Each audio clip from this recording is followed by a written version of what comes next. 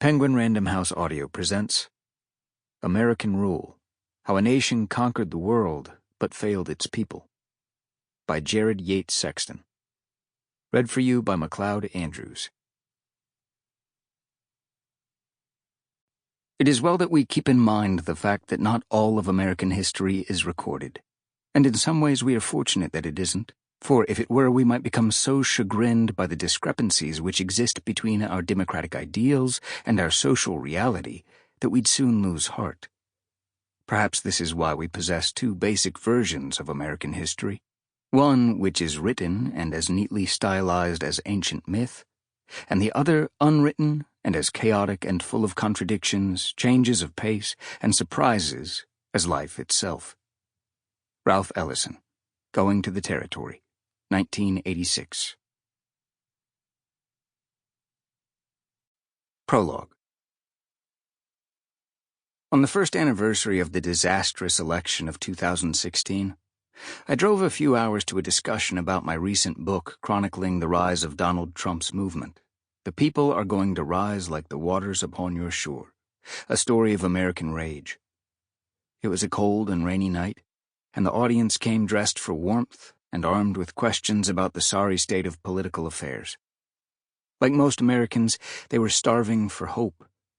Already they were dismayed by Trump's cruel presidency and questioning whether the America they had known and loved would ever return. I did my best to give cogent, interesting answers, grabbed a coffee for the road, and braved the drizzle to find my car. As I was about to step into the shimmering street, a hand landed on my shoulder. I jumped. I'd been getting death threats for months. People had shown up at my house in the middle of the night, and hardly a day passed where I didn't receive an odd fascist message detailing murderous fantasies. When I spun around, I half expected to find a jackbooted neo-Nazi thug looking to make good on those threats. Instead, it was a kind-faced, middle-aged woman I recognized from the crowd. "I'm sorry to bother you," she said, "but I had a question, something I didn't want to ask in front of anyone else." "Sure," I said, gripping my to-go coffee for the heat. "I have to ask, is this the end of America?" Since lighting off on the campaign trail in 2015 and watching Trump form a movement girded by white identity politics and despotic rhetoric, a movement unburdened by shame or the onus of truth, I'd been wondering the same thing. It was an anxiety I never wanted to give voice to lest I gift it weight. A man like Donald Trump winning the presidency meant that something was very, very wrong with the United States of America. Before I could answer, the woman asked another question. How did we get here? This one I had covered. I'd been answering it at every book tour stop and in every interview. I rattled off something about the radicalization of the Republican Party, the effects of polarization, the media's insatiable desire to turn politics into entertainment, the corrosive influence of new technologies, and the betrayal of the American people by a government bought and sold. It all came out in a practiced stream that sounded rehearsed and performed. The stranger winced. "Yeah," she reluctantly agreed. "That makes sense. But how did all that happen? How did we get here?" I wrestled with that on my long drive home.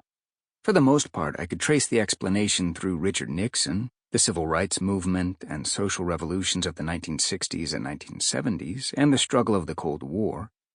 But as I continued to think about it, that story devolved into simplistic parody. Over the course of those hours on the road, I realized that while I had a working understanding of American history that I'd gleaned through the years, I lacked a deeper grasp. The history I understood was the history featured in television shows, popular movies, textbooks that meant to guide students with as few bumps along the way as possible. The past year had proven that this history didn't work anymore. When Trump's victory was added at the end as yet another twist, the narrative I'd subscribed to lost all sense and meaning. The arc of time that I'd heard spoken about so eloquently fractured under the weight.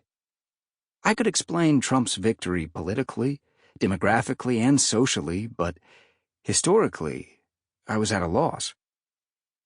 By the time I pulled into my driveway in Georgia the next day, I had resolved to overcome my ignorance and relearn history from the very beginning.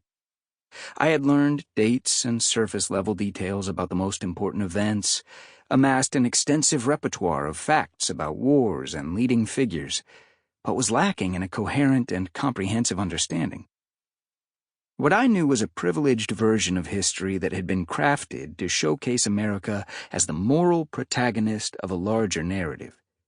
And now that narrative had all but collapsed. I knew American history, but needed to learn the history of America. I grew up in a rural Indiana community in a poor family of factory workers and laborers. Coming of age in the 1980s, I was surrounded by all the pageantry of idyllic America. Every 4th of July, a giant parade flowed through the center of my sleepy town.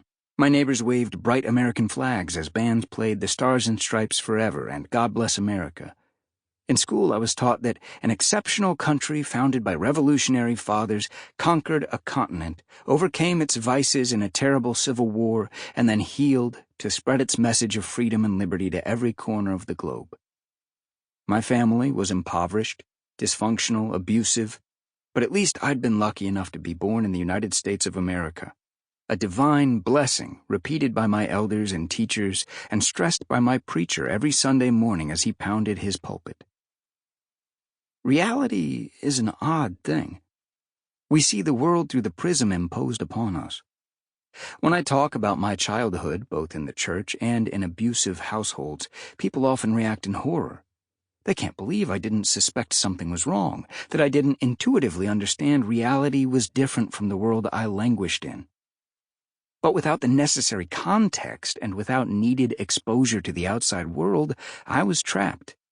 I didn't know there was a way out because I didn't know there was somewhere to escape to. Despite our indoctrination, my family still understood that not everything was perfect. Our financial and personal struggles nodded towards some underlying problem. The way the world worked around us didn't make sense. If America was a faultless country operating based on God's will, then how were we, His chosen people, still suffering? Why were our jobs disappearing? Why was our town deteriorating? To my family, the answer was a conspiracy theory that appeared across the country, a supernatural narrative that cemented America as God's chosen nation and pitted it against an evil other responsible for our ills. The story was both organic and manufactured by political messaging, popular culture, and rhetorical appeals by evangelical leaders. It was the kind of myth that races through populations like a runaway virus. In our evangelical church, sermons painted America as beset on all sides by sinister forces. In my church, Satan wasn't merely a metaphor, but a literal evil being who could appear at any moment and was actively gathering an army of the wicked to wage an unholy war. That army was nebulous and constantly changing. Our preacher referred to an ill-defined they we were warned to avoid. In hushed, closed-door conversations, however, the people around me were more specific.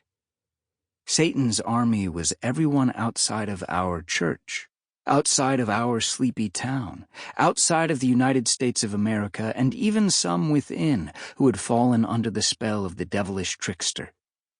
They were people who didn't look like us, who didn't think like us. People we needed to be ready to fight and kill when the second coming arrived and the battle for the end of the world commenced. A firm believer in this myth, my grandmother bought cabinets full of books dedicated to understanding the evil conspiracy, a plot by an international cabal obsessed with destroying America and its Christians, a plot that mirrored the book of Revelation, which our preachers turned to more than any other volume in the Bible. In these worn and well-parsed paperbacks, ordered from catalogs and picked up second-hand at yard sales, our evangelical faith merged with the occult and American history, creating a mystical reality where spiritual and civic warfare raged every single day. I had no way of knowing I was a member of a cult.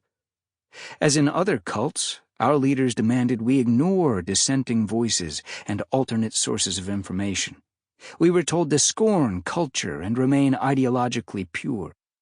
We were under attack, after all, and even listening. Sample complete. Ready to continue?